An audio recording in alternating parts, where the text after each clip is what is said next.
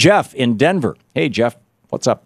Hey, there are three basic lessons to learn from the defeat of Cantor. I mean, you've made some good other points, but one is a huge message to Democrats, or actually any candidate: run on populist principles. You'll win. I mean, look at Bernie. He's won over and over again in three-way races, defeating both the Democrats and Republicans.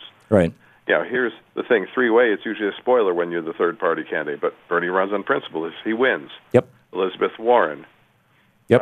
Kucinich. I mean, Kucinich, until he was redistricted out, I mean, he's not, the folks. And when he was redistricted, he ended up running against a fellow Democratic member of the House, and they were both populists, and so he couldn't use the populist card against her, and so he tried running some ads, slamming her on a couple of votes, and it ended up him looking like he was being churlish, and I think that's why he lost, frankly. Exactly. Because he couldn't be a populist. I mean, you've got to run bravely, and that also then it trumps money. The importance of money is grossly overstated. I think you'll remember a long time ago William Proxmire, senator from Wisconsin. Yep, Golden Fleece Award. He was one who would have like $12 campaign funds.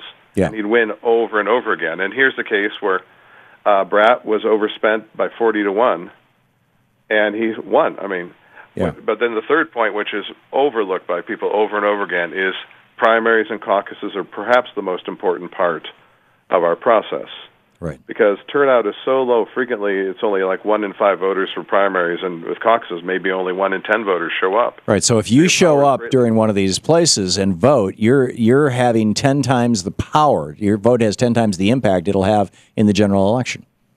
And you decide who's going to be in the general election. You may have 6 candidates, so you really get the greatest choice and by far the greatest power.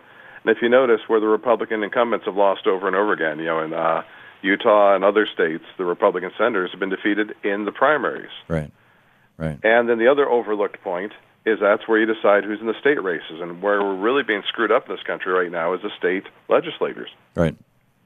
And the primaries and that are really important. We've got some really good candidates running in for the state races now. Mm-hmm. And also another important thing, Howard Dean's 50 state strategy. Until Cantor lost, the Democrats did not have a candidate to run against him. Right. They had to have a conference call that night to decide on this other professor. We've got to run people everywhere, and there's still a lot of races where there's nobody running.